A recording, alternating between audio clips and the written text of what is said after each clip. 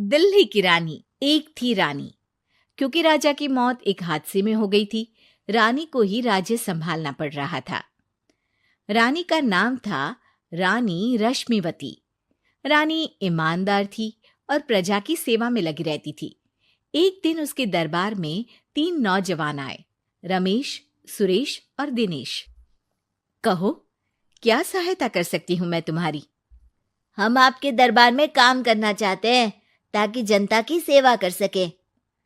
लेकिन अभी तो तुम्हारी उम्र बहुत छोटी है। तुम लोगों को तो अभी अपनी पढ़ाई पर ध्यान देना चाहिए। हमारा मन पढ़ाई में नहीं लगता। माता पिता को लगता है कि हम किसी के लायक नहीं है और हम साबित करना चाहते हैं कि हम लायक हैं। उत्साह बहुत अच्छा है, मगर अभी उम्र कच्ची है तुम लोगों की। अरे उम्र से क्या होता है रानी जी? शास्त्रों में लिखा है कभी किसी के ज्ञान को उसकी उम्र के आधार पर नहीं देखना चाहिए। बात तो सही है तुम्हारी। और अगर सच में तुम अगर ये संकल्प करके आए हो कि तुमको यहाँ काम करना है, तो पहले परीक्षा देनी पड़ेगी।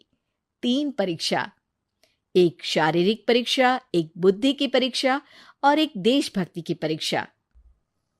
और ये क्या है? वो मंत्री महोदय तुम्हें समझा देंगे। हमारे पास समय नहीं है। अगर तुम लोग तैयार हो तो बताओ। हाँ हाँ, हम तैयार है किसी भी परीक्षा के लिए।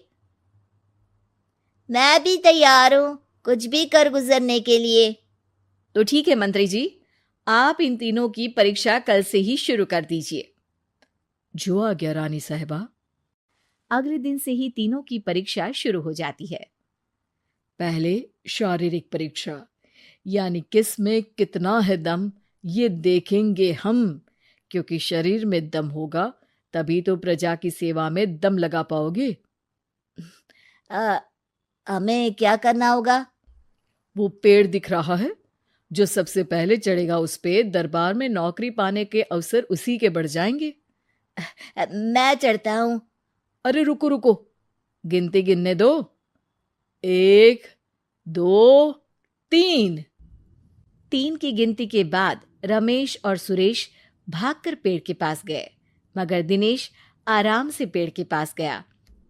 जैसे ही रमेश और सुरेश आधे पेड़ तक चढ़ गए, दिनेश ने उन दोनों की टांग पकड़ के उन्हें नीचे गिरा दिया और खुद पेड़ पर चढ़ गया। दिनेश की जीत हुई। अरे लेकिन इसने बेईमानी की। बेईमानी नहीं की, बुद्धि लगाई। शरीर के दम के साथ दिमाग में भी दम होना चाहिए। क्यों मंत्री जी? हाँ हाँ, बात तो तुम्हारी सही है, लेकिन बात अगर बुद्धि की है तो बुद्धि की असली परीक्षा हम कल लेंगे। शाम को जाकर मंत्री रानी को सब बता देते हैं। यानी दिनेश उन सब में ज्यादा होशियार है। जी रानी साहिबा। अगले दिन तीनों की बौद्धिक परीक्षा का समय होता है। आज हमें क्या करना है मंत्री जी? थोड़ा सब्र करो, कल जल्दबाजी में ही हारे थे तुम। सही कह रहे हैं मंत्री जी। अरे तू क्यों ज्यादा बोल रहा है? तू भी तो हारा था ना कल। ए दिनेश, ज्यादा होशियार मत बन। अरे अरे अरे, लड़ो मत। आज की परीक्षा पर ध्यान दो। आज की बौद्धिक परीक्षा में ये कुछ बोरे हैं, कुछ में नमक है और कुछ में रुई। जिसको जो ले जाना है उठा लो। देखते हैं कि कौन जल्दी से कोई भी एक बोरा नदी के उस पार लेकर जाता है। समय शुरू होता है अब। तीनों बोरों की तरफ बढ़ते हैं। सुरेश, नमक की बोरी भारी है, ले जाने में मुश्किल होगी।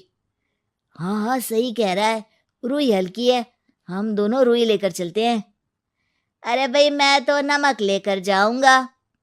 रमेश और सुरेश ये सोचकर हंसते हैं कि आज तो दिनेश हार ही जाएगा। दौड़ शुरू होती है। 1, 2, 3। तीनों नदी की तरफ भागते हैं। रुई में वजन कम होने के कारण रमेश और सुरेश आगे निकल जाते हैं और दिनेश थोड़ा पीछे। पर जैसे ही वो सब नदी में जाते हैं, दिनेश की बोरी का नमक गलने लगता है और वजन कम हो जाता है, जबकि रमेश और सुरेश की रुई में पानी भर जाता है और बोरी का वजन बढ़ जाता है। अरे ये इतनी भारी क्यों हो गई रमेश?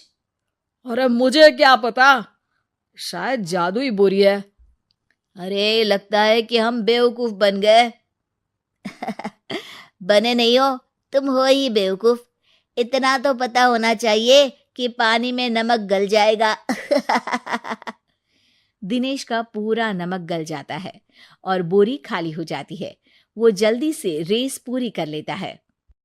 इस परीक्षा के विजेता भी दिनेश ही हैं। उसने दिमाग लगाकर दिखा दिया कि वो बौद्धिक परीक्षा में भी रमेश और सुरेश से आगे है। अब कल तुम्हारी देशभक्ति की परीक्षा होगी, जो स्वयं रानी मां लेंगी। रात को फिर मंत्री रानी के पास जाकर बता देते हैं कि आज की परीक्षा में कैसे दिनेश ने अक्लमंदी दिखाई और बौद्धिक परीक्षा में भी उसी की जीत हुई। अरे वाह, दिनेश तो हमारे बहुत काम आ सकता है। हम उत्साहित हैं कल की परीक्षा के लिए।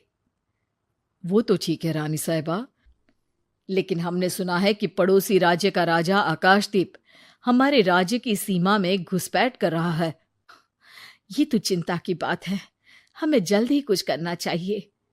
अगले दिन रमेश, सुरेश और दिनेश अपनी आखिरी देशभक्ति की परीक्षा के लिए दरबार में आते हैं। प्रणाम रानी साहिबा। नमस्कार रानी जी। प्रणाम रानी माँ। हमने तुम्हारी परीक्षा पर गौर किया। दिनेश आगे हैं।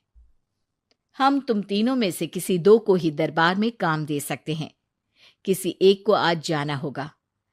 तो देशभक्ति की परीक्षा के लिए तैयार हो? पूरी तरह से। मैं तीनों से एक ही सवाल करूंगी। जिसका जवाब सबसे सही लगेगा उसे तो नौकरी मिल ही जाएगी।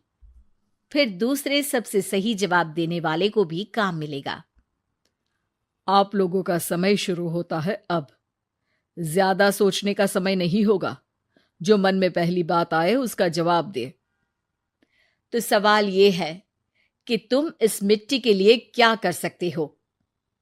मैं इस मिट्टी को साफ रखूंगा। यहाँ के लोगों के भोजन की कमी को मैं पूरी करूंगा। मैं यहाँ के लोगों को गले लगा लगा के उनको खुशी दूंगा रानी माँ, और गरीबों के लिए घर बनवाऊंगा।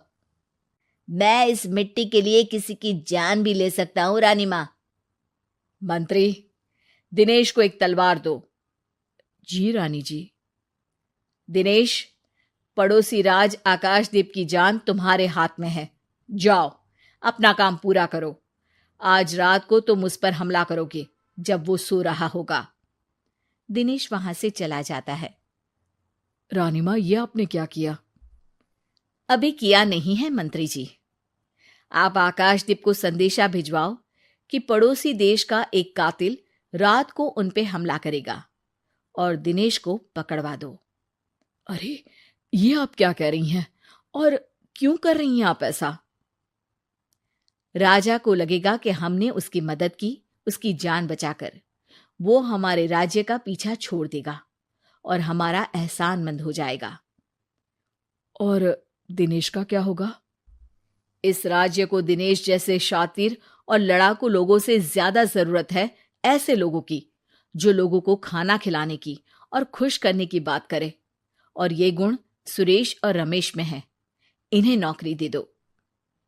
दिनेश बहुत चतुराई से नौकरी हड़पना चाहता था, जिसके लिए उसने रमेश और सुरेश जैसे दोस्तों का भी नुकसान किया। पर रानी ज्यादा चतुर निकली। उसने एक तीर से दो निशाने लगाए।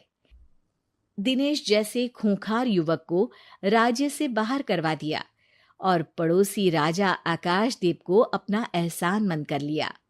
पूरा दरबार रानी की जय जयकार कर रहा था।